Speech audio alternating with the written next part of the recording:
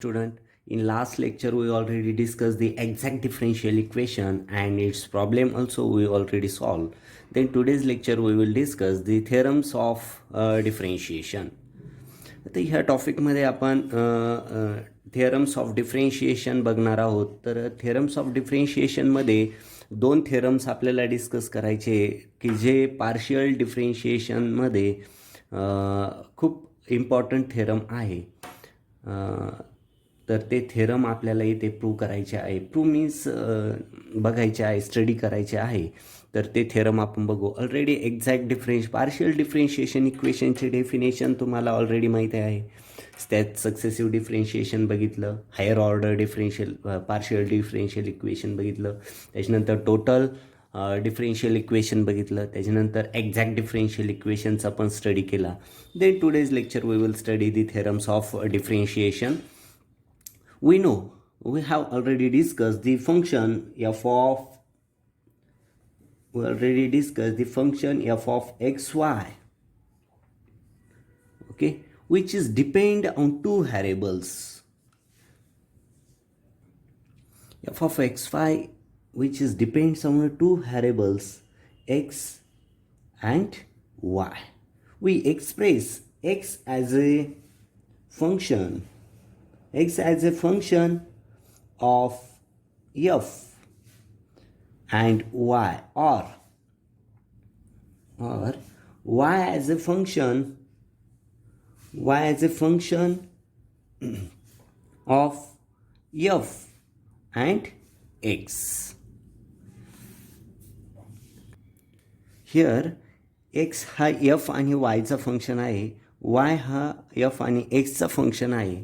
इथे आपण काय करू, f replace with z, f हा झेडने रिप्लेस करू. Then x can be imagine as a function of, त्यावेळेस काय होईल, x as a function of Y and z. X काय असेल, वाय, आणि जर एफ हा झेडने रिप्लेस केला तर एक्स हा कशाचं फंक्शन होईल, वाय आणि झेडचं फंक्शन होईल, राईट. देन ते फंक्शनच्या मॅथमॅटिकल फॉर्ममध्ये कसं लिहिता येईल बघा, that X is equal to X of Y Z, right.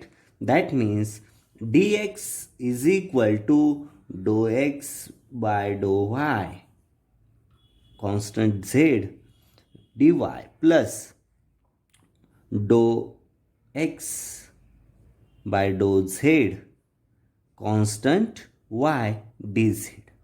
म्हणजे इथे बघा, इथे डेफिनेशन आपण इथे राईट केली, X is a function of Y and Z.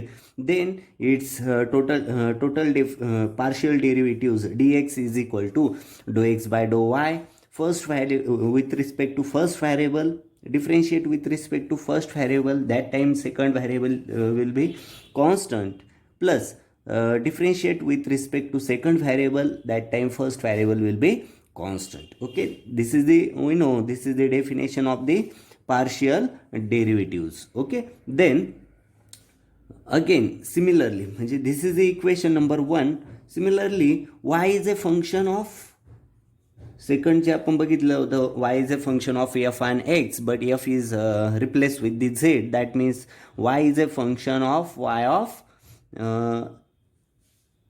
Of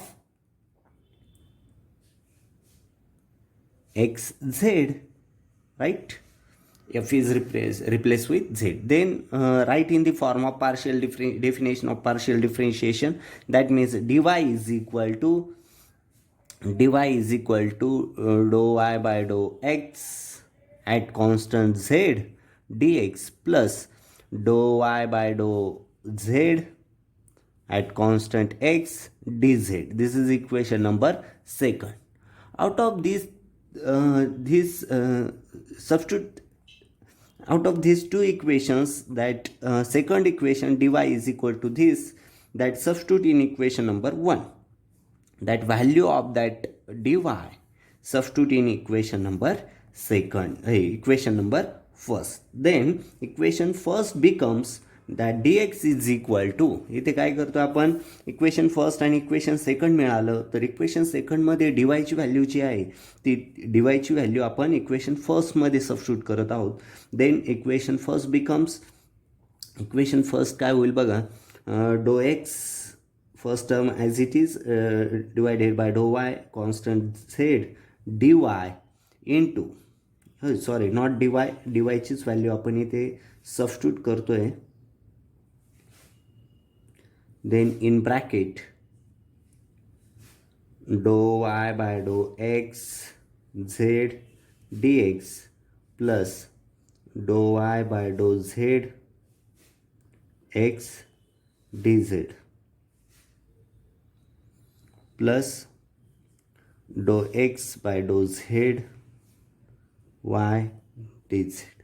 okay, new equation मिळालं आपल्याला इथे. और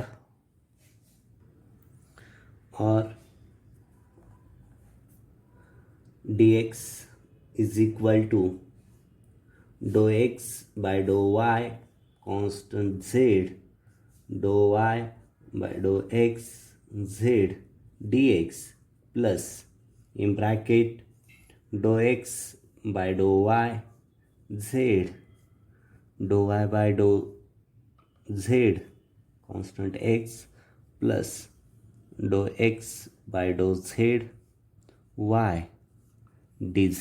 This is new equation number third, right? Out of these three coordinates, which three x, y and z, any two are independent. Any two, या three coordinates पैकी कोणतेही दोन coordinate कसे आहे, any two are independent coordinates. Independent coordinates. Let us choose x and z as a, तो ह्या तिन्ही out of these three, let us consider x and z are independent, right? The above equation must be true for any value of dx and, जर हे दोन independent असेल तर हे वरचं इक्वेशन जे आहे ते डी एक्स आणि डी झेडसाठी काय असेल, ट्रू असेल. That means if that d Z is equal to 0 and d x is not equal to 0 then above equation becomes. जर असं असेल, जर ह्या एक्स वाय झेड ह्या इक्वेशनमध्ये बघा, इक्वेशन नंबर थर्डमध्ये तीन कोऑर्डिनेट्स आपल्याला तिथे बघायला मिळतात, एक्स वाय आणि झेड. ह्या out of this three coordinates any two coordinates are independent. Okay, then let us consider out of this three x and z are independent coordinate. That means that above equation is true for dx and dz. Okay, if dz is equal to 0 and dx is not equal to 0, then above equation becomes dou x by dou y z dou y by dou x constant z is equal to 1. Then rearrange this, that means dou x by dou y constant z is equal to, इकडे आलं तर तो काय होईल त्याचं inverse, that means डो Y by डो x z. Okay, or हे पण होईल किंवा ते ऑरच्या फॉर्ममध्ये अजून लिहिता येईल, डो एक्स बाय डो Y z is equal to 1 divided by डो वाय बाय डो x z. Okay, this is the relation. This relation gives the reciprocity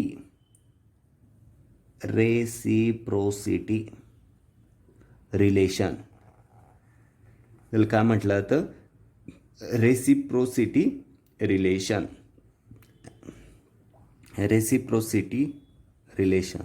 And this is the first theorem.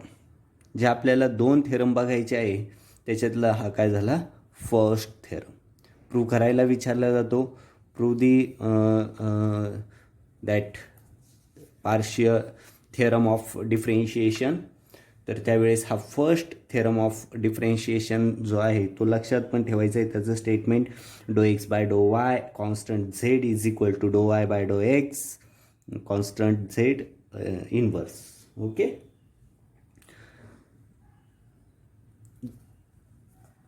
then we discuss the note that this relationship hold when one variable is kept constant, in this case z.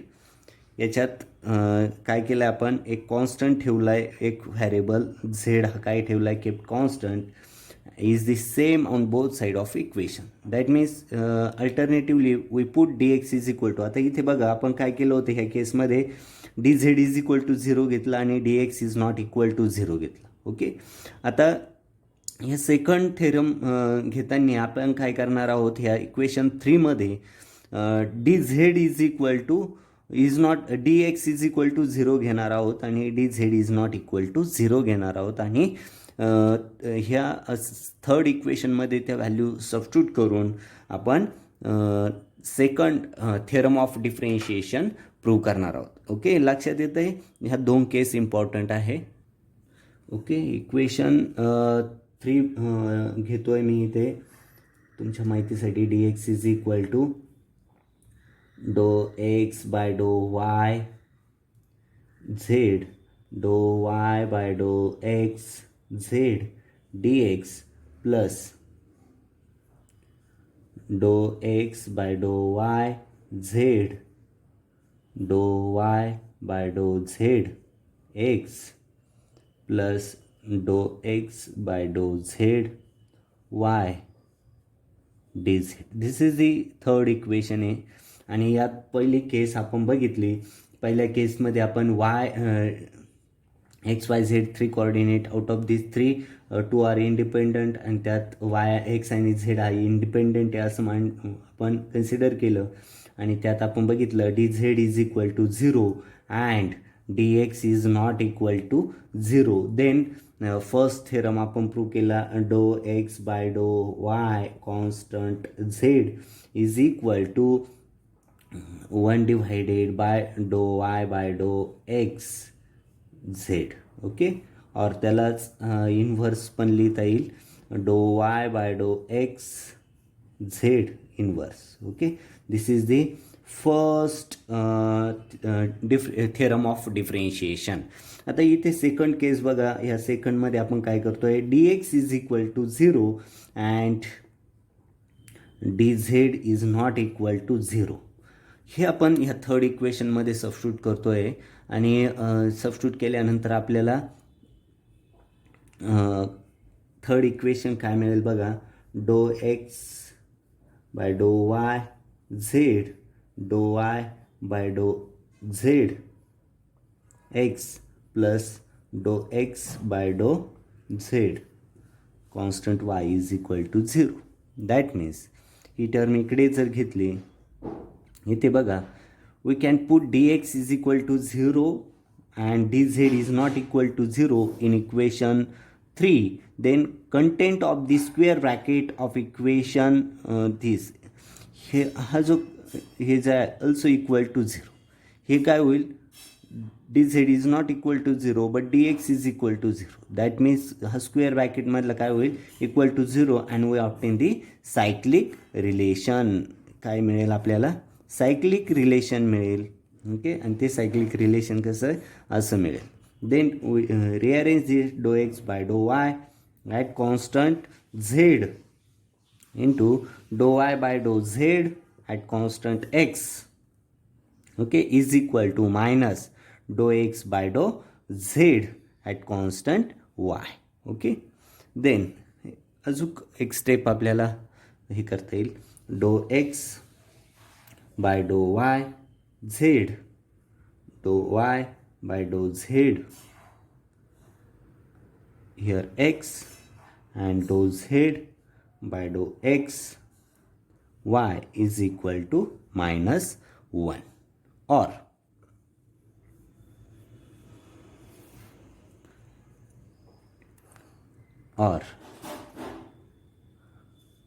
dou y by dou z x dou z by dou x y dou x dou y cyclic order आपण जातोय, z is equal to -1 is equal to -1. Okay, and this is the second theorem. theorem second. Theorem of differentiation which holds good unless of the derivative vanish. In dividing this result, theorem second, we have used the reciprocity relation to replace. That means these two theorems are important theorem in partial differentiation. Okay, लक्षात आलं आहे. दोन्ही condition कोणत्या use केल्या? First थेरममध्ये आपण if dz is equal to 0 and dx is not equal to 0 हे equation थर्डमध्ये substitute केलं आणि सॉल्व करत गेलो तर आपल्याला फर्स्ट थेरम मिळाला. सेकंडमध्ये बघा इथे आपण ही कंडिशन यूज केली, if dx is equal to 0 and dz is not equal to 0 then we got the second theorem. That means दोन थेरम फर्स्ट जो आहे theorem first of partial differentiation dou x by डो Y at constant z is equal to dou y by dou x constant z, or is equal to dou y by dou x z inverse. Okay, and theorem second,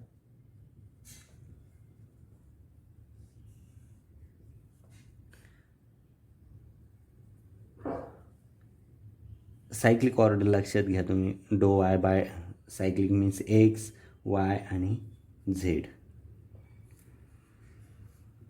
he cyclic order आहे. Do Y by डो Z at constant x, do z by डो x at constant y, and do x by डो Y at constant z is equal to -1. Okay, simple आहे. Cyclic order लक्षात आली.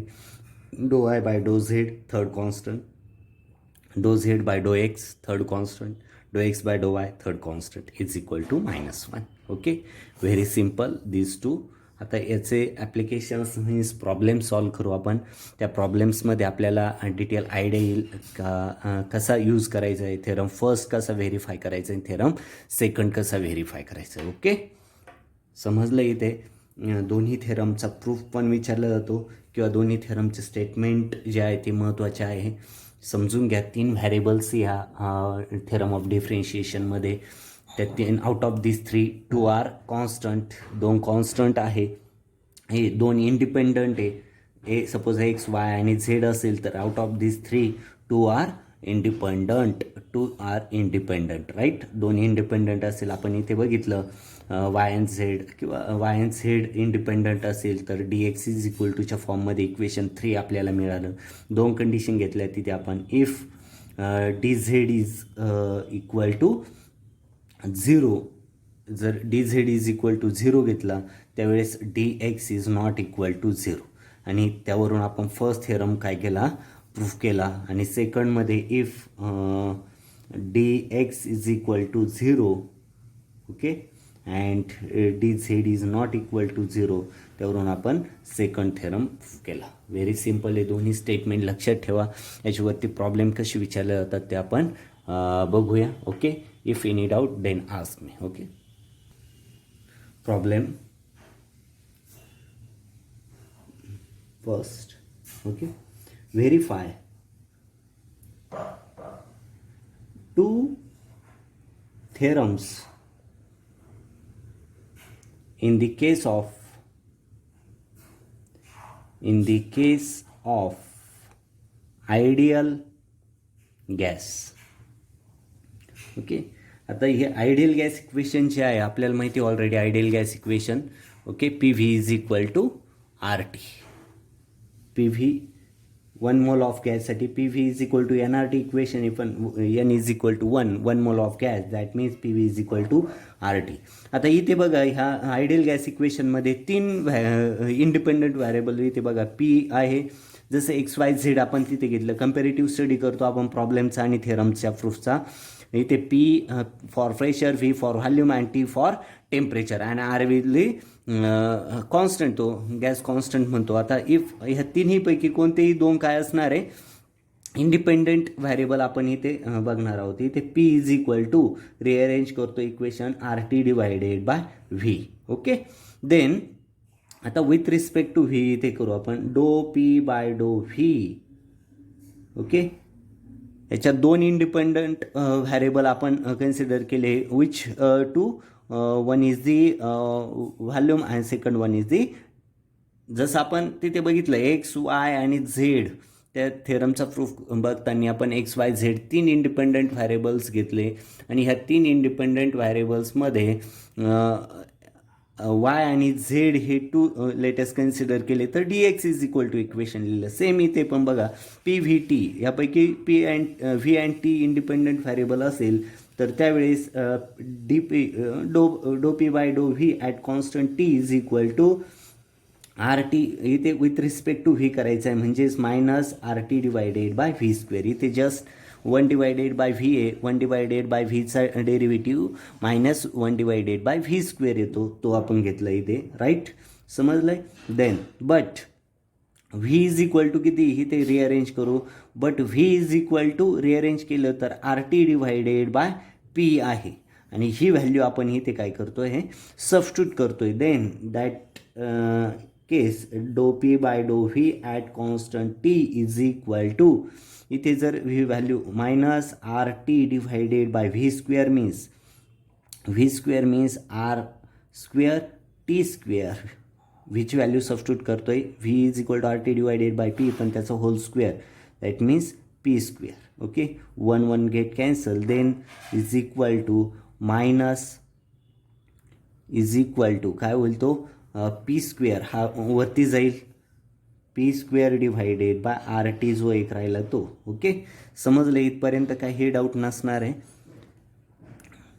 Okay, then and do P by डो V at constant T and do V divided by डो P at constant T is equal to do P divided, इथे बघा do P divided by डो V divided by डो P जर घेतला तर हा काय होईल इनवर्स होईल. म्हणजे इथे याचं जर रेसिप्रोकल घेतला तर काय डो पी डिवायडेड बाय डो व्ही हा झालंच.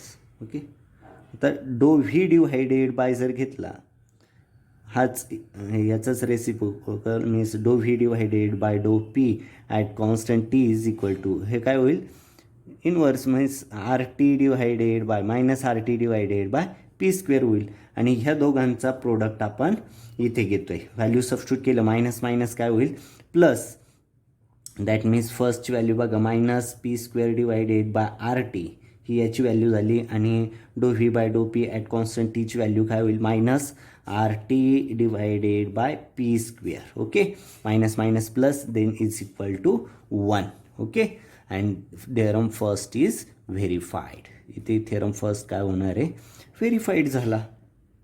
हिअर इथे आपण बघा प्रॉब्लेममध्ये काय होतं verified to theorem in the case of ideal gas equation. मग आपल्या we know ideal gas equation is p V is equal to R t for 1 mole, then p v t, तीन व्हेरिएबल्स इथे इंडिपेंडंट कोऑर्डिनेट्स आहे तर v and t independent coordinate two कोणते दोन independent coordinate consider केले तर P is equal to R T divided by v equation झालं. त्याला आपण रिअरेंज पण केलं व्हीच्या फॉर्ममध्ये. डो पी बाय डो V first coordinate at constant T is equal to R T divided 1 divided by व्हीचा डेरिव्हेटिव्ह आणि व्हीची व्हॅल्यू सबस्टिट्यूट केली, हे इक्वेशन मिळालं. त्याचं परत आपण डो पी डिवायडेड बाय डो व्ही इथे त्याचा इन्व्हर्स घेतला, डो व्ही डिवायडेड बाय डो पी, दोन इक्वेशन्स आपल्याला इथे मिळाली, त्यांचा प्रोडक्ट घेतला तर इथे आपण 1 मिळाला. म्हणजेच फर्स्ट जो आहे फर्स्ट थेरम काय सांगतो आपला डो, तुम्ही बघा डो एक्स डिवायडेड बाय डो वाय ॲट कॉन्स्टंट झेड, डो वाय डिवायडेड बाय डो x at constant Z is equal to 1.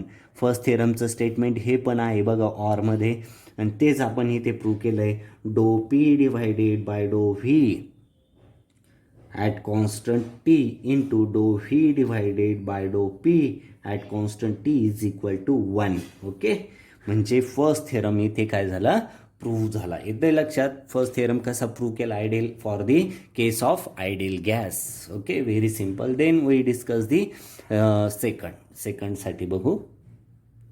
Then another half part of that problem, the perfect gas equation.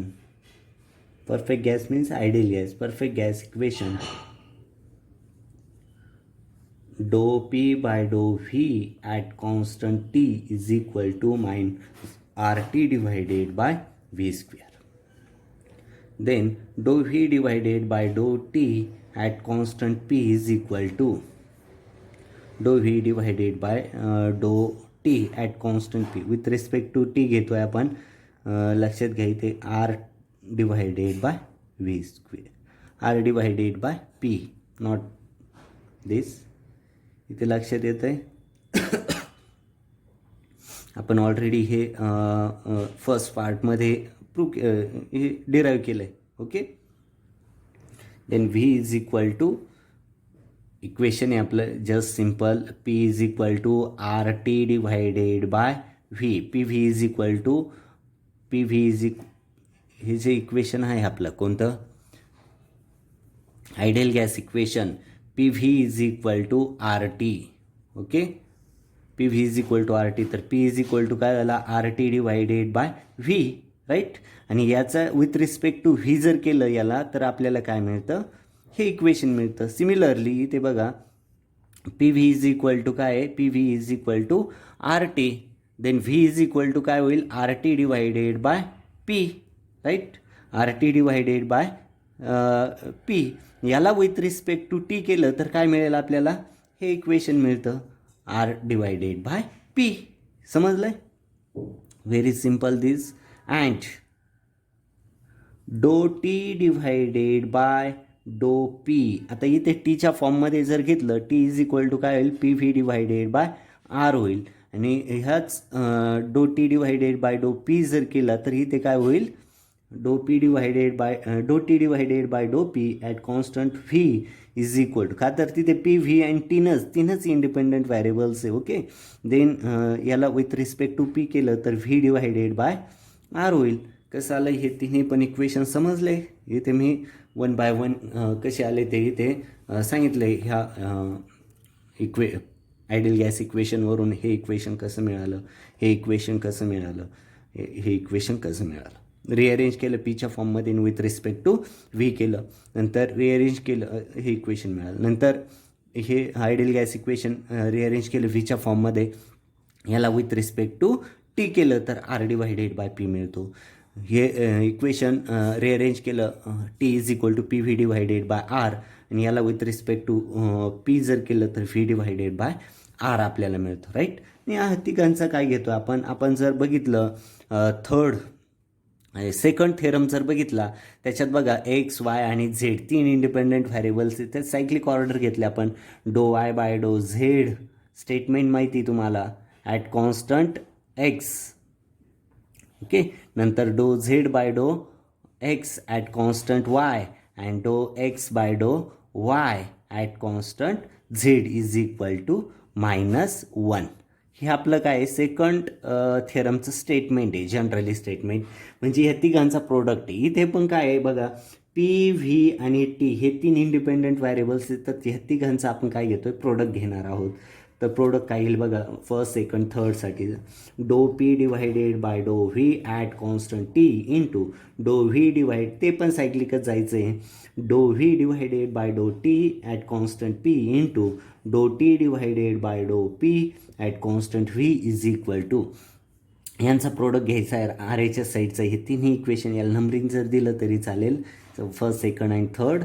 Okay, तिन्हींचं एल एच एस आणि R H एसचं multiplication जर केलं तर काय येईल बघा इथे minus R T divided by V square first term, second R divided by P and third one is the V divided by R. Okay, V divided by R. आता इथे बघा R R get cancel. Okay, one V get cancel, म्हणजेच इथे काय येईल R minus R T as it is divided by हा एक V as it is राहिला आणि पी म्हणजे पी व्ही, राईट. आता but we know equation P V is equal to R T, P V is equal to R T, right. इथे P V is equal to R T, तर P V divided किंवा R T divided by P V हे rearrange केलं, R T divided by P V is equal to काय होईल 1.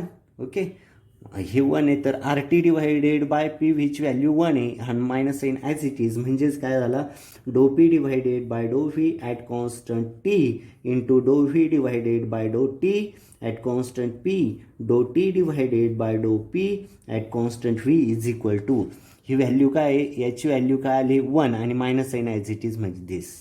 म्हणजे बघा second theorem पण इथे काय झाला प्रूव्ह झाला. म्हणजे आयडियल गॅससाठी दोन्ही थेरम काय झाले इथे प्रूव्ह झाले. ह्या फर्स्ट अँड सेकंड थेरम थेरममध्ये बघा एक्स आणि वाय दोन इंडिपेंडंट व्हॅरिएबल्स असतील आणि तर तिथे स्टेटमेंट ऑलरेडी आपण बघतोय. फर्स्टचं जे स्टेटमेंट जे आहे ते स्टेटमेंट बघा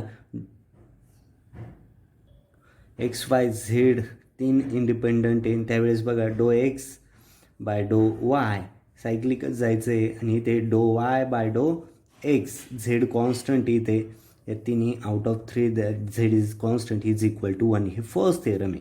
आयडियल गॅसमध्ये पण बघा पी व्ही आणि टी हे जो 3 होते त्यात पी आणि व्ही इथे कॉन्स्टंट घेतलं आपण आणि प्रूव्ह केला. ते इक्वेशन आपल्याला मिळालं प्रूव्हचं, डो पी डिव्हायडेड बाय डो V constant T do V divided by डो पी ॲट कॉन्स्टंट टी. इथे जसं झेड कॉन्स्टंट होतं तसं इथे T constant is equal to 1. या प्रॉब्लेममध्ये फर्स्ट आपण असं प्रूव्ह केलं. आणि थेरममध्ये बघा एक्स वाय आणि झेड जे आहे इथे सायक्लिक घेतलं, डो एक्स बाय डो Y by z at constant x, do z by डो x at constant y, do x by डो Y at constant Z is equal to 1 -1. Okay, हे थेरमचं सेकंड थेरमचं स्टेटमेंट आहे. आणि इथे बघा पी व्ही आणि टी याच्यात पण डो व्ही किंवा डो पी बाय डो V at constant T, do V divided by do T at constant P, do T divided by डो P at constant V is equal to -1. हे आपण prove केलं. म्हणजे प्रॉब्लेममध्ये दोन्ही थेरम जे आहे हे थेरमचे स्टेटमेंट आहे आणि हे प्रॉब्लेममध्ये आयडियल गॅस इक्वेशनसाठी दोन्ही थेरम आपण काय केले प्रूव्ह केले. ओके, समजलं इथे. तर इथे आपण स्टॉप करू. आजच्या लेक्चरमध्ये आपण थेरम ऑफ डिफरेन्शिएशन बघितलं का, जे पार्शियल डिफरेन्शिएशनमध्ये खूप इम्पॉर्टंट थेरम आहे. ते दोन्हीच थेरमचे स्टेटमेंट प्रूव्ह केले आपण, दोन्ही थेरम समजून घेतले आणि त्याच्या वरती एक प्रॉब्लेम पण सॉल्व केला की आयडियल गॅस इक्वेशनसाठी दोन्ही थेरम कसे व्हेरीफाय होतात ते आपण बघितलं. Must remember that statement and proof of that 2 theorems and how to verify the physics problem of that theorem of differentiation. Okay, thank you very much. Stop here.